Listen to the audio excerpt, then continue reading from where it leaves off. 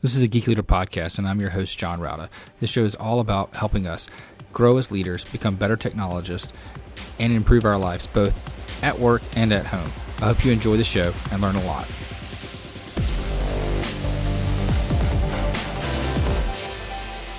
Welcome to a Geek Leader podcast. I'm your host, John Rauda. And if you could, please do me a favor and take a moment and leave a rating and review in whatever podcast player you're listening to this on, whether it's Apple Podcasts, Spotify, iHeartRadio, doesn't matter. I would greatly appreciate it. And that feedback really helps get other listeners to the show. Also, if you're not subscribed, go ahead and subscribe so you don't miss an episode. And if you feel so inclined, you can go to geekleader.com/tip and donate to the show. Thanks so much. All right, Geek Leaders, today I'm honored to have Ryan Bett on the show. He is a USA Today bestselling author, a generational futurist, speaker, entrepreneur, and has a lot of experience where things and technology and leadership kind of come together and merge, which is what we're talking about, which is all what a Geek Leader is all about. So anyway, with all that being said, Ryan, welcome to the show. Thanks so much for having me, John. Yeah, if you don't mind, just tell the audience a little bit about your background, how you got into technology and leadership and speaking and all those things, and what is it that you do exactly today? Yeah, great question. And I'll take you all the way back to growing up in Chicago with a lemonade stand. I think a lot of entrepreneurs got their start trying to hustle lemonade in their neighborhood, and I was no different. But mine came up around the time of dial-up, and you could go to Walmart and get the AOL CDs and free Juno.com email addresses, and that's really where I got my start with an online marketing company behind an email address. No one knew that I was a preteen at the time, and so I started doing graphic design because I had access to the Adobe Creative Suite, which was not called that back in the day, but I had that early on and started doing graphic design. One thing led to the next. Got a little bit involved in web. I'm not a developer, but ended up kind of launching a development firm, got into software, got into the venture capital world, all before stepping foot on a college campus, which was a really neat experience. Just blessed to have that experience early on, but then went down the venture capital path for many years in several different venture-backed startups, usually in big data or even one stint in medical device, which was interesting. And through all of that, it was great. Spent 20 years on kind of the entrepreneurial journey. All the while, people kept asking me about generations. I was a millennial. What made me different? It was when millennials was like the buzzword, but also a curse word. He did not want to be called a millennial.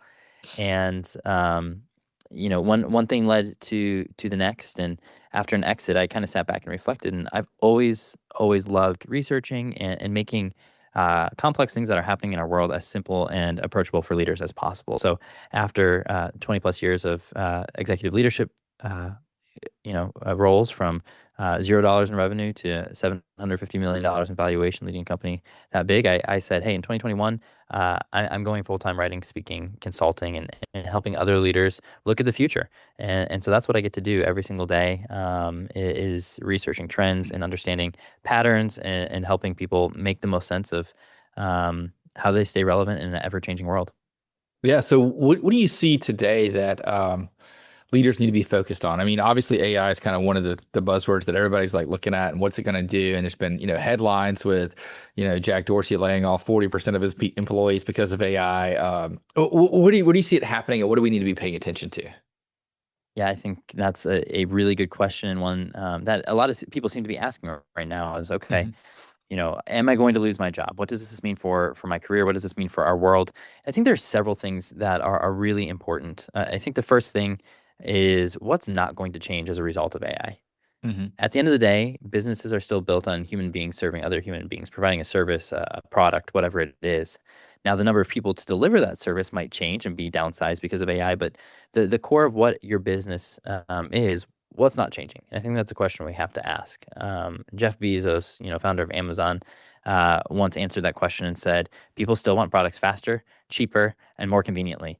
And he's like, that's not going to change regardless of how many people are packing boxes or robots are packing boxes.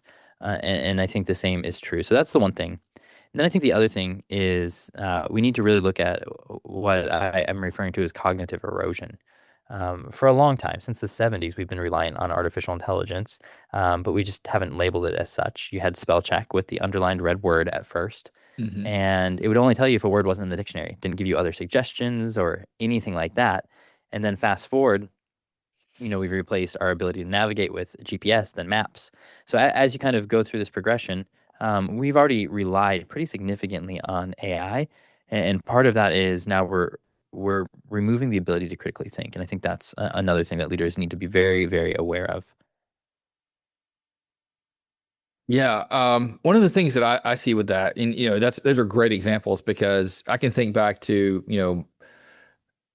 when I was a kid, we had, a phone, but it wasn't a cell phone, and you had to remember numbers and type in numbers, and then we had Yep. like cell phones that could remember your numbers, and all of a sudden everybody forgot every number that they knew. They didn't have to memorize numbers anymore. And we did the same thing with spell check, and then people forgot how to spell. Do you think people are going to forget like how to write good sentences with grammar check and Grammarly and Chat GPT now writing things for them, or is that like the decline that you're saying with cognitive erosion, or? I think it's already happening. I think it's been Mhm. happening for a long time, and it's not to be. I'm not trying to like cause fear. I think it's just the reality of our nature as human beings. We have always tried to remove friction from life. You go back to the Egyptians building pyramids, and yes, while they used slave labor for a lot of it, you saw simple machines at its finest. You saw them building bricks and then rolling those bricks on logs. The earliest version of removing friction, and then we continue to build more machines, and then got technology involved. And AI is just now where we're at with generative AI is because of the energy that we have access to and the computing power that we have access to. But this was dreamed about in the 1600s originally, Mhm. conceptually. I mean, they didn't even Yeah. know what a computer was, but you could look at the Pascaline calculator and you turn a dial and another dial, and it would spit out a complex mathematical equation all the way to where we are today. And so I think as we rely more heavily on technology, we do remove some of that friction that's so important for us that builds character and our morality and our sense of right and wrong because you're not experiencing the things anymore. And knowledge is very different than wisdom and experience. Yeah, no, I think you're absolutely right. But do you think we're going to add that in somewhere else? Because it seems like a lot of times we take away from one area and we add it in somewhere else. Like we take away one hardship and add in, we took away physical labor and put in mental labor. Where do you Right. think it's going to go with AI? I think that's what's really interesting with AI. If you look at it, it is we've removed so much friction that we're not seeing that friction being added in anywhere else. And Not I think yet. that Yeah. is the significant risk that you have. I mean, think about it this way. You've got someone that's 4 or 5 years old, can pick up their parent's device and speak to it, and now it can generate something. I mean, even just imagine, like, and I don't think we slow down to think about this enough, but I have a 3D printer and it's hooked up to Claude. And my 6 year old can come say, I want to create a toy that does X, Y, and Z. Claude can build a 3D file and print it out. You're giving a 6 year old, and I don't allow my child to do that. He doesn't know he can do that, but I have that technology in my house. And now you're giving them the ability to create by speaking. When you think about it that way, we've removed friction from quite a bit. And now, the and parents have done it too. Parents aren't asking their kids how they slept because they've got the sleep monitor and the pulse ox to know exactly, how restless they were. It's changing the whole way we interact. Yeah, it is for sure. Do you think that's a good thing for society, or is it still up in the air? I am a living paradox, right? I've got an Apple Watch on. I've got all sorts of technology and cameras, and yet I speak against it and write against it quite a bit because of how it can impede. A perfect example, and then I'll answer your question more directly. The other day, one of my kids was like, "You didn't ask me if I wanted more food, and I wasn't done eating." And my wife's like, "Play it back on the cameras." And I said, "No, that's not reality. Like that's not discussing what actually happened. I know I was right. He was just being emotional at the time, but um and the cameras did verify it later for the record. But that's not how parenting needs to be. It's like, no, when you and your sibling fight and the parents hear it and come running, you're going to have to tell them both sides of the truth. And so I think what we've done and where we are in society, if we're not intentional, and I think this is where people raising the next generation, whether that's policymakers, whether that's teachers, whether that's parents, whether that's clergy, whatever it is, I think they need to be really proactive on how we're getting people to critically think beyond technology. Otherwise, our dependence is going to be so heavily on a technological world that I do see great risks for the future. Yeah, no, I think you're absolutely right. And even using AI tools for different things, I think the people that think critically and use their own knowledge, their own experience of how to do certain things, and have, Claude build things for them, but they Mhm. spec it out really well because they've had experience Yeah. building it. They know the best ways to do it, have the best results. Do you think that path is going to continue, or do you think it's going to get to the point where like you don't even need to know, the best way to prompt? Yeah, I think our human nature has always been to find information, and you can Mhm. go trace it back to very different myths and religious practices and everything. But humans have always either tried to become deity or replace deity or find information and knowledge. And that's cross cultural from Eastern religions to Western religions and modern and ancient alike. And I think that is the human pursuit. So I do think there is a natural curiosity that human beings have. And I think a strong element of hope is you're seeing later born millennial parents and early born Gen Z parents of kids now that are Gen Alpha and Gen Beta uh, being born, this year. I think what you're starting to see is a pushback to traditional play, and they're calling it risky play and dirty play.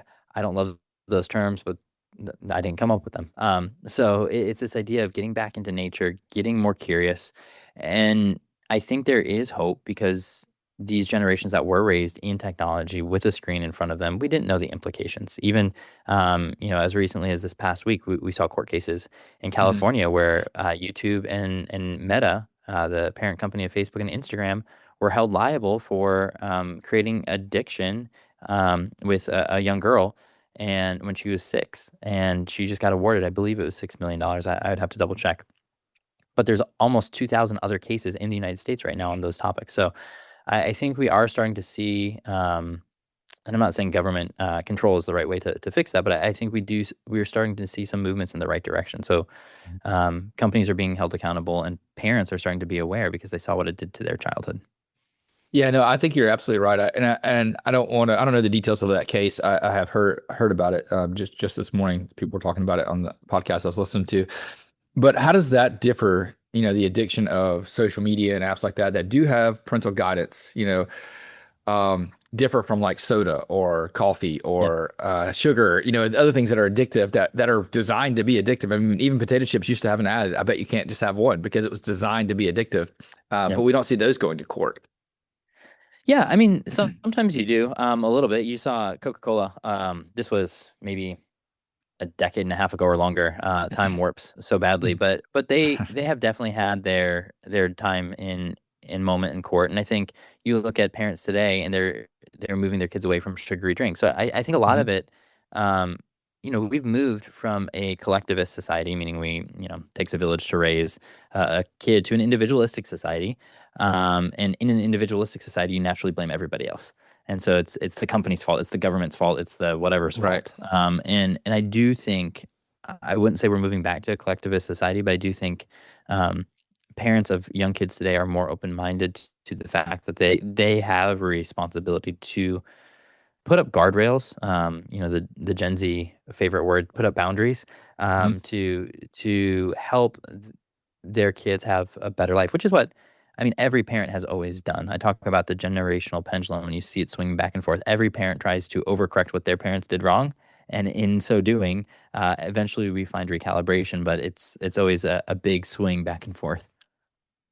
Yeah, it usually is a big swing, and I found the same thing. Like I see that my parents had, a lot of. It was more like you go outside and play until it gets dark, and don't Yep. don't come home until it's dark, kind Yep. of thing. Exactly. And then you saw the generation that was like, everything is monitored and watched. And I have friends that have, kids. I have young kids, and I have friends that have kids that are older than mine, and they monitor everything their kid does. And they have kids that are in their 20s, and they're still, following them around. And I get that, Yep. and because it was that swinging. And now it's like my generation where I kind of want to watch some of it, but I also want to give them freedom to. Like I want my son to get on his bike and go to his friend's house, and I don't want to know where he's at. I want him to have that Yeah. freedom to say I can just go. I don't have to have a device tracking me, and just know that be home by dinner time. Yeah.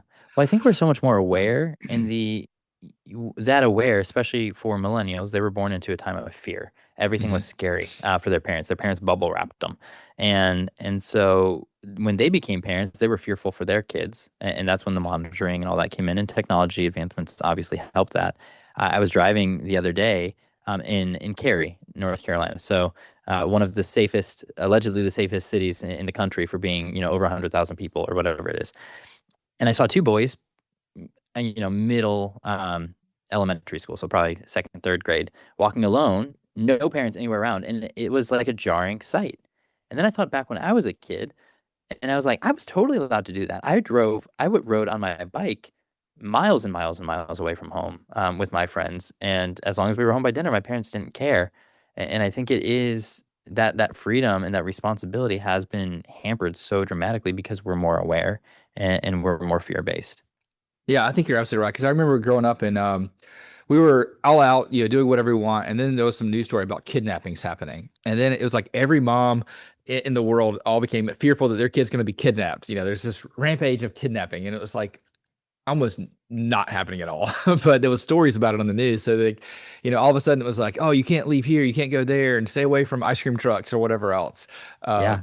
and now I think people are realizing like the percentage of actual kidnappings happening is very low. But it is dependent on where you're at, obviously, and Well, right, situational. right. But yeah, Yeah, I I think actually wrote a story about that, a big essay. It's called "When Freedom Became Fear," and it talks exactly about that. mm, When the kidnapping news cycle started coming up, how parents did get more afraid, and how that changed everything. And the actual reality of child abductions is so low. And if they are abducted, it's usually from a family member. And then like stranger abductions is I forget what the statistics are, but it's called the article is or the essay is called when freedom became fear, and it goes into that exactly what you just said.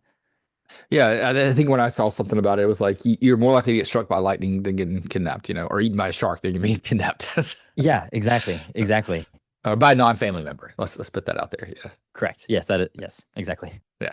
Yeah. So, but that led to a lot of parents wanting to know where their kid is and monitoring them and not letting them out of the neighborhood and things like that. And then you see this thing where like people are starting to realize like, oh, that's not really the case. It's not really that dangerous. Now let's go and let them back out again. And you're right, the pendulum's swinging, but I feel like it's swinging less extreme. Am I wrong in that or right in that? Yeah, so I say there's seven factors, Mhm. and not just based on American history, but if you go all the way back to the Byzantine Empire, like throughout all history, there's seven main factors that you see help make this pendulum swing faster or slower. Um, and they're religion, education, sex and gender, politics, economics, communication, and technology. And if you look at those swings in society, right now technology is swinging so fast, like we're way on the upswing of that curve, but it's impacting all other six elements. And I think one of the dangers of technology is some people aren't seeing swings as much because they're in an echo chamber of their own algorithms. Yes. And what's so, social media was supposed to be this unifying thing, open community. And it does provide. I mean, you can communicate without a calling card to anywhere around the world. You don't have to go to the grocery store to buy that calling card anymore. But at the same time, it is more isolating. And I think what so many people, especially parents, aren't always considering is their teenager. That 13 or 14-year-old is in their room alone with an algorithm unique to them. They're not connecting with their friends. Their friends don't even have the same algorithm, so they're getting their own news feed, their own source. And as part of my studies, I always have a extremely left-leaning and extremely right-leaning feed on different devices, and I continually like and comment on those things so that I get fed that. And there's two totally different worlds out there, and they don't even talk about the same news headlines. And to think that that's happening at a kid who, in a kid's mind, who's not able to synthesize things and think objectively, it can be pretty concerning.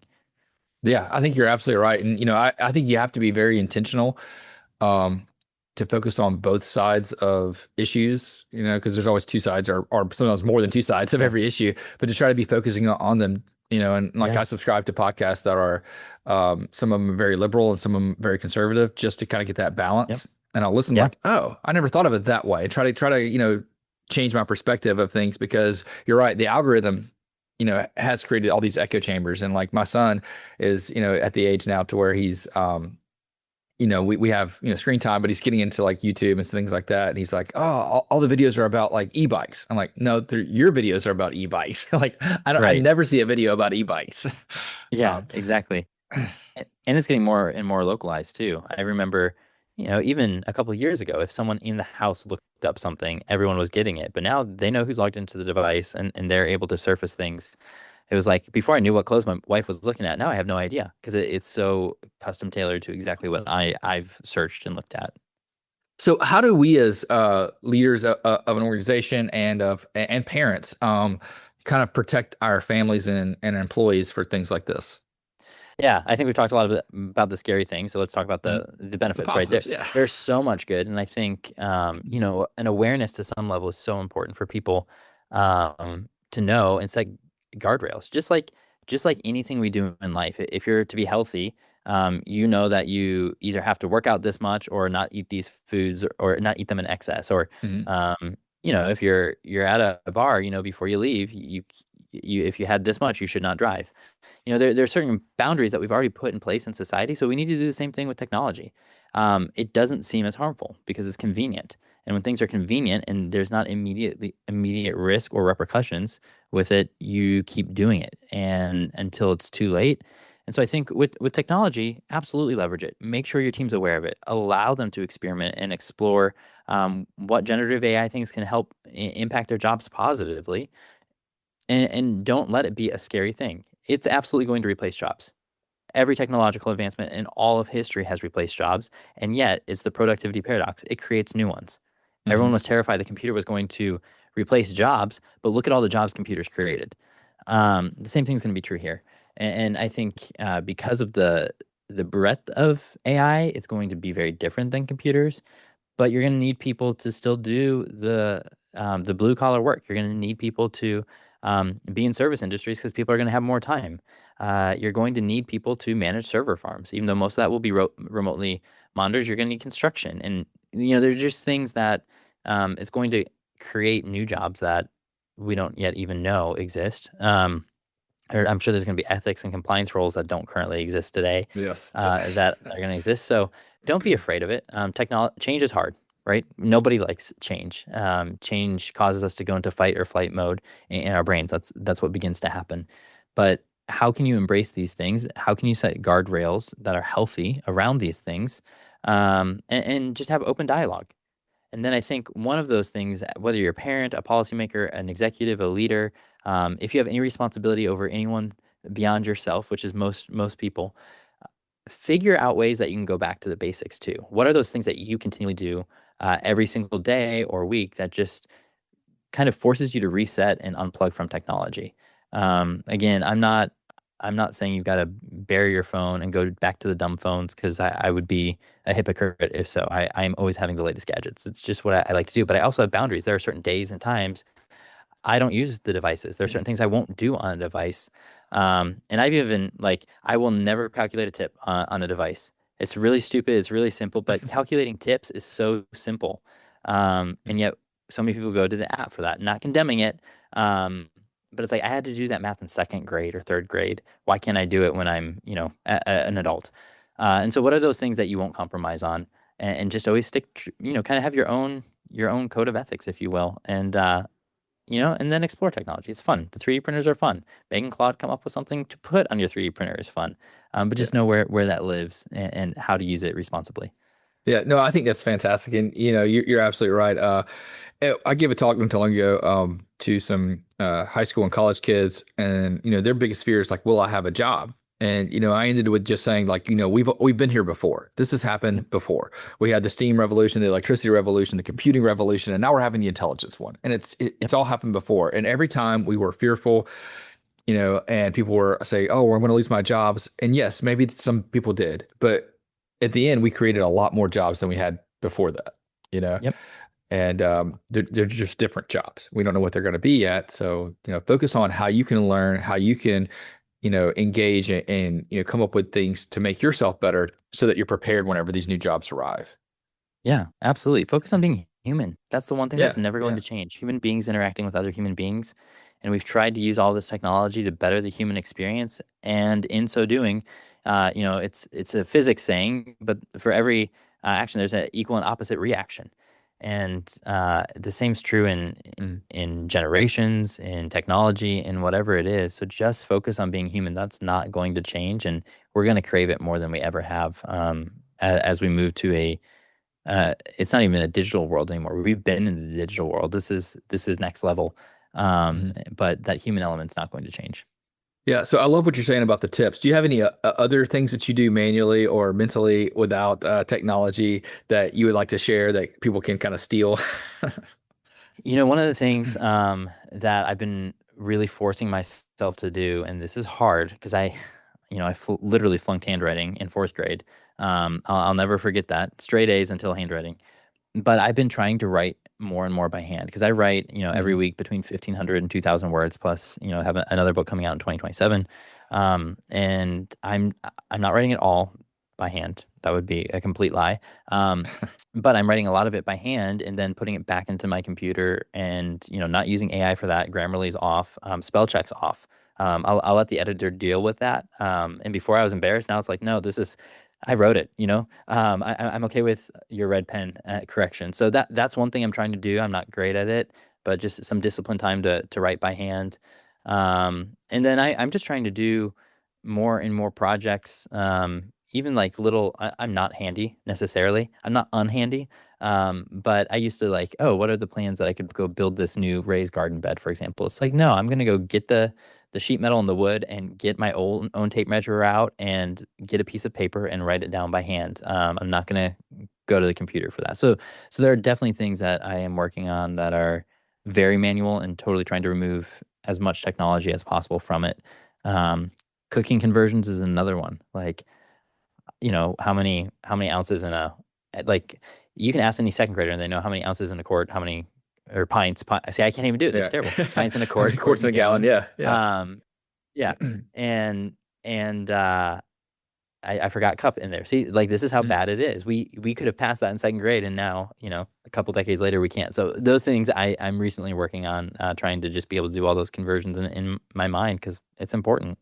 Yeah, I think that's fantastic. And I think there's something that comes from doing things manually and the old way of doing them that makes you more rewarded. I had AJ Jacobs on the show when he was writing Living Constitutionally, and he told me that he wrote that entire book on a typewriter because he wanted to That's live awesome. like you did back in the Constitution time. There was no computer, so he had to type it all out manually. He said it was very difficult.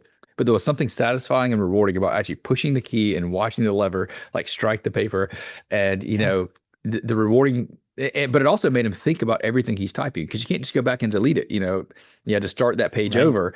So you had to be very intentional about everything you're writing. And that was one of the things that came from that he didn't expect. And I imagine doing things by hand, you're thinking about how to be economical with your words if you're writing by hand.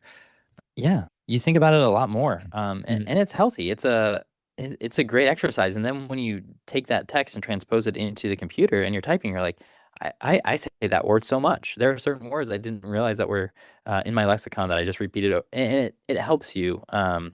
and trains you better. And my kids are in a classical kind of a classical education school where they are forcing some of those more traditional, learning cursive and Danielian style handwriting and all of that. And for me to go back and watch them do that, it's like, man, those are the building blocks of our mind. Not that that's the only way for education or anything like that. I Mhm. think there's many great ways to learn, but it just kind of forces my mind back. And it's like, wow, think about everything I've lost because I haven't had to remember it. And that's just really been a sobering thought. Yeah, yeah, it absolutely is. And I'll have my kid will be like, why am I learning this? I can just ask ChatGPT. And I'm like, I have to come up with that idea of why. I'm like, well, because it's important to understand the process. You can't just get the Yeah. answer. You have to know how the answer came about. And until you Yeah. learn the process, there's no sense in asking ChatGPT. If you don't know the why behind it, then there's no point of getting the what. Yeah, exactly. I'm a professor, an adjunct professor at a university, teach a class a semester, and I had a student. People are using AI, and Mhm. uh, I'm not dumb or naive to that, but I had a student turn in a paper that was not only like blatantly AI, but it was copied and pasted, like not a Mhm. single thing changed, and it even had notes in there on like, hey, be sure to fill this in for your professor. Like it was brutal, and so all I said was, hey, I would love to you to come to office hours and let's chat about it. And I said, I found your piece really interesting, is what I said. So he shows up and I said, so did you use AI at all? He said, what's AI? I said, like ChatGPT or something. And he's like, no, I don't even know what that is. I said, interesting. Let me show you something. So I copied and pasted the prompt, put it in like almost verbatim. He still denied it. And so I said, you know what? I'm going to flunk you. Like you absolutely clearly did. There's notes to your Mhm. professor in here.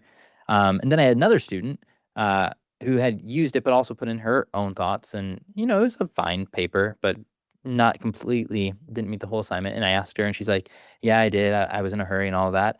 I would always rather the person who uses it and is honest. And so I gave her a grade that was reflective of, as if it were her work, and a couple points off because it wasn't totally. But I think that's the big thing that we've got to teach is character. Like, hey, these tools are great and you can use them and you can use them when you're in a hurry, but you've got to be able to think. Otherwise, Mhm. my job as a professor is to get you to think. And if you're not Yeah. thinking, then why would I give you the grade? You didn't earn it.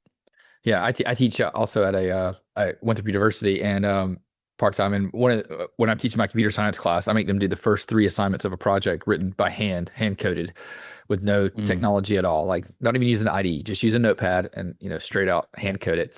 And then we will take what you wrote in those first three and then use AI to like enhance it and make it like actually love it. usable, and then they can kind Yeah. of see. So they have to learn how to use functions, learn how to, write, well, what is a variable, how to do all that stuff manually.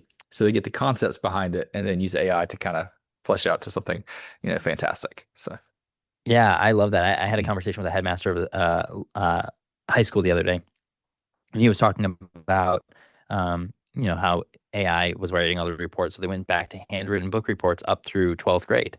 oh, Um, wow. and then how AI was writing those. And so we got into this conversation. I basically said, I think I would rather have the kid not use, ChatGPT or whatever they're using, flavor of the day. There's something beneficial to them actually taking that information and handwriting. They're still at least Mhm. internalizing it a little bit more than copying and pasting it. Um, but it's a fascinating, I mean, it's going to be an uphill battle. And I think that's where, when I was talking about those who influence the next generation, whether that's leaders of businesses, policymakers, parents, whatever it is, they really need to focus on how do you keep us rooted in the humanness of, our existence. Yeah, I think you're absolutely right. And I think there's benefit for both. Obviously, as a technology leader, I don't want to hire someone that doesn't know anything about AI, doesn't like work with it, but I also want someone Right. that also knows the core fundamentals of what they're doing and has experience in that as well. So it's very challenging, and teaching right now is so hard because of Hmm. all these tools, and coming up with ways that can kind of incorporate learning things, but also learning how to use the tools too. It's a very challenging Right. time, but I think that we will benefit the most from going through that challenging time. Absolutely. I think it's going to create a big dichotomy. I know a lot of Hmm. these things have tried to create, call it a more fair world, increase middle class, whatever you want to call it. But I do think you're actually going to see a greater divide of the people who become so reliant on the tools that they can't think for themselves and the true thinkers. And I think that is a really big risk.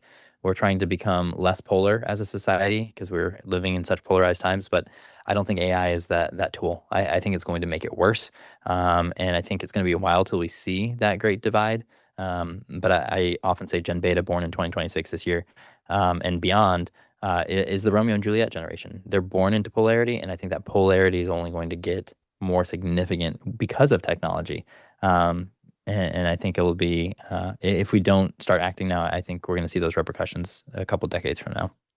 Yeah, no, I think you're probably onto something there. And it's unfortunate, but I do think there's also an opportunity for us to do good with it. And Oh we yeah, have to kind of focus on, what is coming and how we can, mitigate that, at least, especially on an individual level with our own children and our own families. And hopefully that everybody does that, and then we have a nice society.